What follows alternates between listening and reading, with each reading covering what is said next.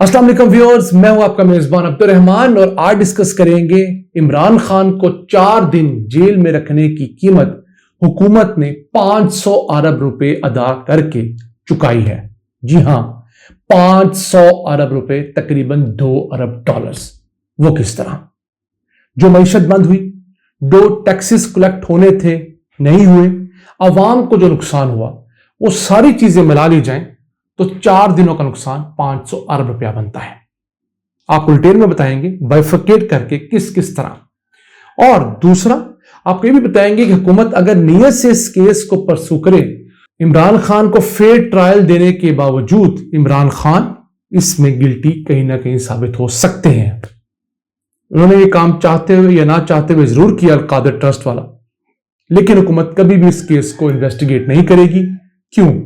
इसको इन्वेस्टिगेट करने के लिए उन्हें मलिक रियाज को भी गिरफ्तार करना पड़ेगा, उसे भी रिमांड पर रखना पड़ेगा, जो नून लीग की पीडीएम हुकूमत कभी अफोर्ड नहीं करती।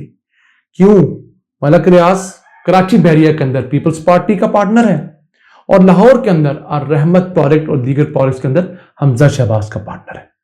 पहले चलते हैं उस खबर की जानिब जिसमें एक आपको चीज बतानी है कि हुकूमत को 500 अरब का नुकसान किस तरह हुआ है। अगर बात करें इन 2 माह की, मई और जून की, तो इन 2 माह में हुकूमत पाकिस्तान ने 2200 अरब रुपए टैक्स कलेक्ट करना है। यानी हर रोज हुकूमत पाकिस्तान को 36 अरब रुपए टैक्स कलेक्ट करना है ताकि उसका 30 जून को टैक्स कलेक्शन का सालाना टारगेट पूरा हो सके। अब इस 2200 अरब को तकसीम कर लें हम 60 दिनों पे, तो हुकूमत ने हर रोज 36 अरब रुपए टैक्स कलेक्ट करना है, तो तब जाके उसका टारगेट मीट होता है। लेकिन मईशत तो 4 दिन बुरे तरीके से सुस्त रवि का शिकार रही, बंद रही, तो 36 अरब रुपए रोजाना तो कलेक्ट नहीं हो पाए होंगे। यानी 144 अरब रुपए 4 दिनों में कलेक्ट होने थे, वो नहीं हो पाए होंगे। बमुश्किल 40-44 अरब रुपए कलेक्ट हुए होंगे। 100 अरब रुपए की टैक्स कलेक्शन कम हुई है सिर्फ इन 4 दिनों में। यानी वो डायरेक्ट पैसा जो हुकूमत की किटी में, हुकूमत की पॉकेट में जाना था, 100 अरब रुपया, वो नहीं किया। अब उसकी भरपाई अगले पूरे 1.25 महीने नहीं हो सकती। साल का एंड चल रहा है, कहां से पूरे करेंगे, कहां से नए टैक्स लगाएंगे? और फिर आपने बजट पेश करना है।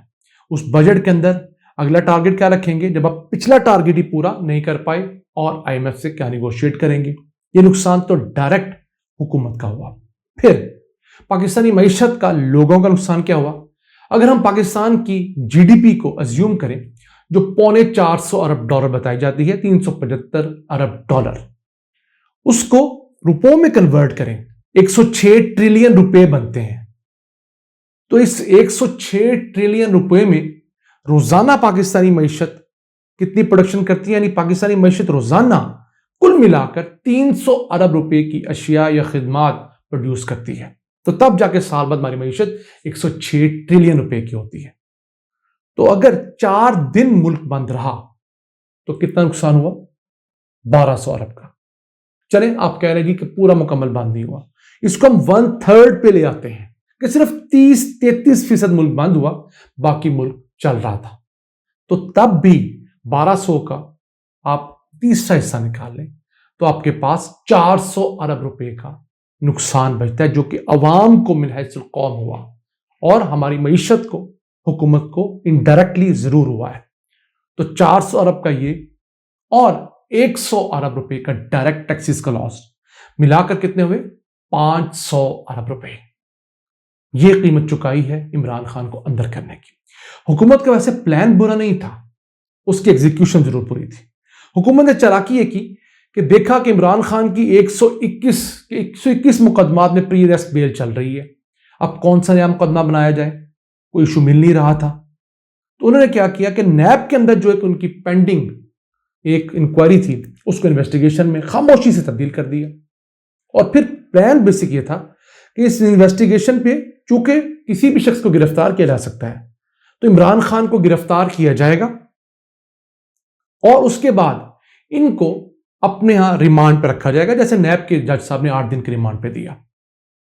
तो उस दौरान दीगर मुकदमात में जहां पर इमरान खान की प्री अरेस्ट बेल चल रही है, वहां पर कहीं ना कहीं इमरान खान पेश नहीं हो पाएंगे ऑब्वियसली, तो वो बेल खारिज हो जाएगी।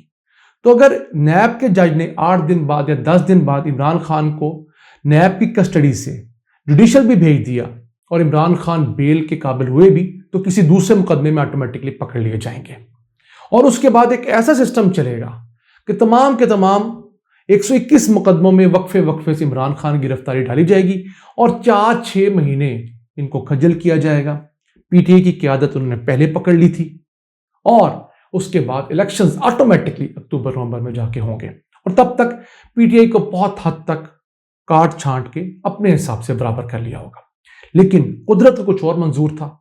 हमाकत ये कर बैठे कि अदालत की प्रेमिसिस से गिरफ्तार कर बैठे और फिर अदालत भी छोटी नहीं जो चुप रहती, high court, Islamabad high court के अंदर और उसके कवर्ड एरिया में शीशे तोड़कर, दरवाजे तोड़कर गिरफ्तार किया गया, जो कि अदलिया के लिए भी बहुत सुबकी का बाइस था। फिर सुप्रीम कोर्ट को इंटरवीन करना पड़ा और बताना पड़ा कि जब कोई शख्स अदालत में आता है तो हमारी कस्टडी में होता है, जितना बड़ा मुजरम मुल्जम हो, फिर हम डिसाइड करेंगे कि उसको रिलीफ देना है या उसको जेल भेजना है, पहले उसकी बात जरूर सुनी जाएगी।